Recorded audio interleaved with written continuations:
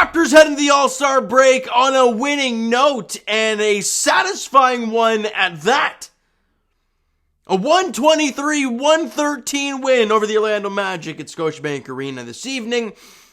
And with the W, the Raptors now improved to 28-31 of the season, only 3 games under the 500 mark, and they've won 2 straight, and they've won 5 of 6. Now, we can quibble about the opponents, sure. But they've won 5 of 6 heading into the All-Star break. Very interesting stuff. And Jakob Poeltl made the impact tonight. And we'll talk about his specific numbers in a bit, but my goodness, he was good. Let's talk about the game. First quarter, but what I noticed early on is the ball movement. The ball is humming for the Raptors early on in this ball game. They dropped 35 in the first. They only allowed 27, getting the good looks and turning them into great looks with the extra pass. You love to see it. Second quarter, you still score 30. You scored 65 at the half. I think you've shot like 70% from the field because of Yak. But defensively, in that second quarter, it was pretty bad. The Raptors allow 43. You just can't do that. You allow 75 points in the first half. That cannot happen. So what do the Raptors do the rest of the way? Oh God, Matt, I'm not even going to try and do the math on that. But they allow under 50? Yeah, easily under 50. In the second half, they dominate defensively. You saw it in the game. The rim protection was great. They were getting out on threes. You saw Bol get blocked from 3. Incredible stuff. In that third quarter, the Raptors only allow 19. After giving up 43 in the second quarter, they only allow 19 in the third. Beautiful. You score 29. You're plus 10 there in the quarter. You're up 5 going into the fourth. However, Raptor fans, we have seen this story before. So we're waiting for it to fall apart. And as that quarter goes along, the Raptors build the lead up to 9. They build it up to 10. They're feeling pretty damn good about themselves at this point. But again, we've seen it collapse as early as Utah. But then I got a couple plays I want to break down for you. And this is where you knew Pascal was feeling it, and you knew the Raptors in the second half were dialed in defensively on these 2 plays I'm going to show you. 101-96, 8:31 to go. 4.5 seconds left in the shot clock. Not very long. Pascal's got Franz Wagner on him, and he gets him, and he just step back, drills the jump shot. Beautiful shot from Pascal. Puts Raptors up 7 at the point. Then, next possession down from the Magic, Jalen Suggs has it, and he had a great game. Gives it over to Wagner, I think it's Mo Wagner, and tries to drive on Poeltl and rejects him. Big denial for Yak. And I think it goes off Wagner, goes out of bounds. Raptors get the ball back, and they do not look back. That was a 5-point game that it was, and Pascal drills a shot. You come down, you get the rejection, ball goes the other way. An incredible swing of events there, and obviously there were so many highlights from today's game. You could talk about Thad Young. Hopefully the knee strain ain't bad for him, but my God, that behind the back move that he got for the layup, nasty stuff there. You could talk about Pascal breaking ankles. I think he did it twice in the game. We can talk about Chris Boucher blocking Bol. I'll say it again because it doesn't feel real to say. He blocked Bol from 3. It wasn't like they were just driving to the rim and he got up and blocked it. No, Bol was taking a stand-up 3, and Chris Boucher got out there and blocked it. What? You love to see it. So many highlights that I could have thrown in here, but I chose those 2 because it was such an important moment in the game in the early goings. I think it was like 4 minutes in to the fourth quarter, and you got those 2 big plays, one on offense, one on defense, to really turn the tide. 24 points the Raptors allowed in the fourth quarter. They dropped 29. They won both. They won the second half by 15. After allowing 70, let me try and do. You know what? I'm going to do it right here because it's frustrating me because I want to know. They allowed 43 points in that second quarter, and in the third and fourth combined, the Raptors allowed 43. They allowed 43 in the second quarter. They allowed 43 in the second half. Remarkable. Now, let's get to these player stats.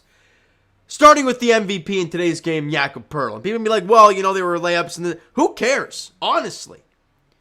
We have been preaching since Serge and Mark left that this team needs a center. You need a 7-footer. You need a guy who can protect the paint and score in the paint. The Raptors go out there and draft Christian Koloko, and they're like, here, there's your guy. Then we watch him play, and like, look, there's tangibles there. He's a young, raw player. Fine, great.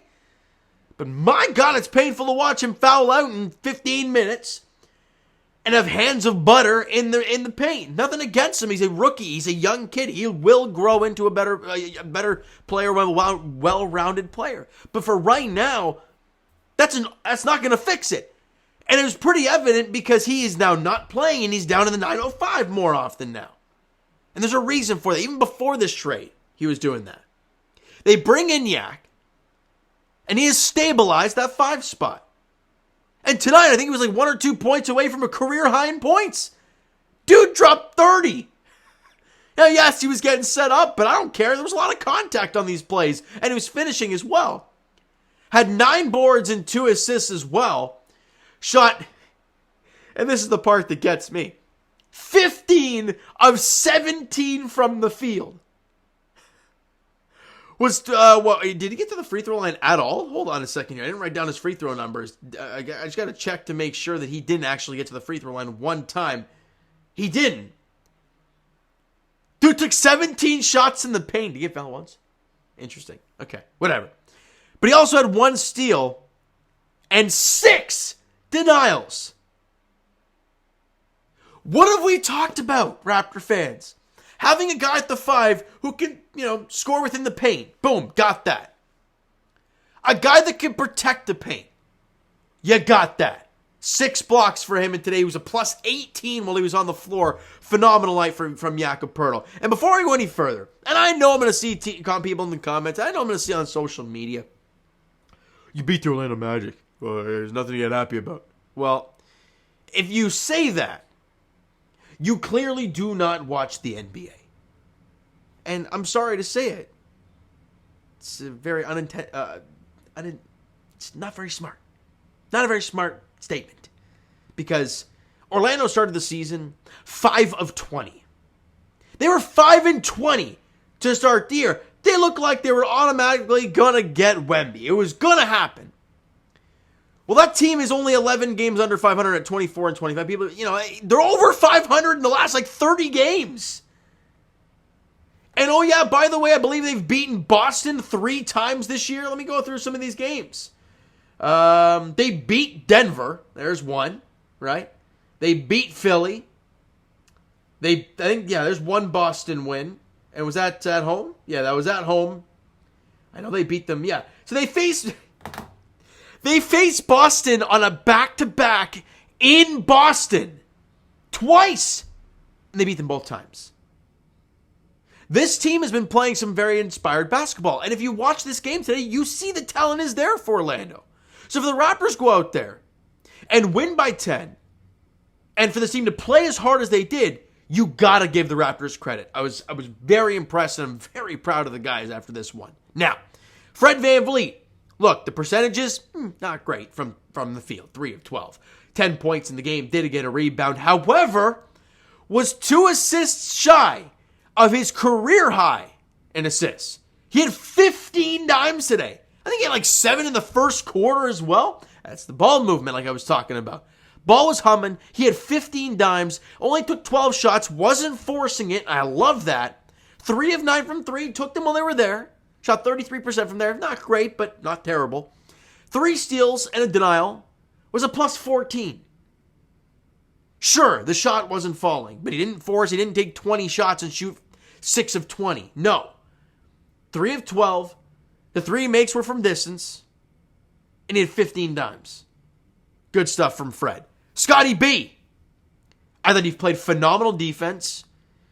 Shot wasn't falling for him at times, but I loved the aggressive nature, and I don't care. The numbers may suggest, percentage-wise that it's not great at times. Sure. But watching Scotty get 17, 6, and 6 and play the defense that he did today and get to the free throw line 7 times and go 5 of 7 from there, 6 of 15 from the field, missed both threes, but I'm okay with him taking some threes. Had a steal and 2 blocks and was a +8. And his defense, quite often, was on Franz Wagner. And Franz Wagner, if you don't remember, Raptor fans, absolutely schooled the Raptors in Orlando in that miserable stretch. Let me go to those games real quick if I can. Or can I find it here? Oh, there. Wait a second. Was it in December? There it was. December 11th and December 9th. He dropped 34 in 32 minutes and then 23 in 36 minutes. How many did Franz have today? 9 on 3 of 9 shooting. Yeah, Scotty locked him down. But also, Precious Achiuwa was switching on to him quite a bit. He had 11 points, 13 rebounds, another double-double for Precious. 4 of 7 from the field, 2 of 2 from the line, 1 of 2 from distance, plus 11 while he was on the floor. So again, what did there... Sure, Wendell Carter had 26 in the game. Jalen Suggs had a good game, one of his only in his career, had 24. But who was their top scorer next? Markelle Fultz. I thought he was good. I really liked Markelle Fultz's game. But then Paolo, what am I talking about? Had 13. And Franz Wagner had 9. You contained 2 of their best scorers. And that's a credit to Precious and to Scotty. Really nice job. Siakam, the offense was cooking. He was cooking big, baby. And you saw that in that fourth quarter. He was on fuego. He had 26 points, 4 boards, 6 assists, 10 of 15 shooting, 4 of 6 from the line, 2 of 4 from distance, 2 steals, plus 8 money. The one thing I don't like, he played 41 minutes. What's weird, though, is nobody else played more than 36 minutes, which is great. Why? Pascal played 41. I don't know. Either way, he played great. Off the bench, you got a little punch. Chris Boucher, 13 points, 4 boards, including that slam dunk at the end of the first quarter, which led to an and 1. 13 and 4 for him. 6 of 8 from the field, 1 of 1 from the line. Phenomenal game for Chris Boucher. Again, the energy. That's what we're looking for from him. You got it. Malachi Flynn, hitting that 3 in the big time in the fourth quarter. Had 10 points in the game, 2 assists, 1 board. Shot 3 of 4 from the field. Was 2 of 3 from the free throw line even. And was 2 of 3 from distance. He gave you he got you 2 threes from distance, or from off the bench. You know, that's what I want to see. That's what we all want to see from Malachi. And obviously the last thing I have down here is Thad Young, knee strain. So hopefully he's okay. Again, veteran guy, rest him up. Obviously the All-Star breaks here, so we don't play till next Thursday. So not this Wednesday coming up, or this Thursday coming up, the following Wednesday. It's like 8 or 9 days, which is crazy. All right, let's get these team stats, right? They shot 51% from the field, 42% from 3, and 78% from the line. Pretty good numbers. But the Raptors shot 60% from the field. Shout out Jakob Poeltl. Because, let's be honest, he made 15 field goals today. So he's a big reason of why that happened. But you love to see it. 33% from 3. I would have loved to see some of the other guys like Jeff Dowtin, Precious. You have the wide open threes, especially in the corner, you take that shot. If it's there for you, you got to take that shot. But they don't. But again, it's fine. It's fine. And the Raptors were also 75% from the free throw line, so great stuff there. And they dominated the glass, too. That's something I thought was really good. You know, they're a big team in Orlando. The Raptors were plus 11 in the glass, plus 4 in the offensive glass, plus 7 in second chance points. They did a phenomenal job. They really, really did. The one question I had for the Raptors today, though, is the 18 turnovers. That is something that cannot happen moving forward. And 31 assists! Fred, albeit, almost had half of those. But 31 dimes for the Raptors today. When we've talked about it, guys, when the ball movement is there, the offense is so fluid and it looks great. You shot 60% from the field. Phenomenal stuff. Now, Raptor fans, we get a break for quite a while. The next game for the Toronto Raptors is Thursday, February 23rd, as they host. What time is the game? I wrote it down here. The camera's in front of it. 7:30 against the New Orleans Pelicans that come to town. to start the, I wouldn't say informal second half of the year, because let's be honest, we're near game 60. So the post-All-Star break stretch, how about we call it that, all right? So you know what, guys? That is going to do it for this one. If you enjoyed the video and the game today, smack the like button, do appreciate it. Hit the subscribe button. You guys not already, comment down below your thoughts on the video, thoughts on the game. Would you like, would you not like from today's game for the Toronto Raptors? The Twitter and Instagram links are down below, so follow up, send me a DM to that great stuff. The Discord link is down below as well, so follow up there if you guys have not done so already. I will talk to you guys Leafs edition tomorrow? Yeah, tomorrow, as they host the Chicago Blackhawks, who are on the second night of a back-to-back. Enough said. All right, and as for the Toronto Raptors, we talked about it. Their next game is not till February 23rd as they host the New Orleans Pelicans at Scotiabank Arena at 7:30 p.m. Thank you guys so much for listening and watching. I hope you enjoyed the video and the game tonight. Talk to you guys then.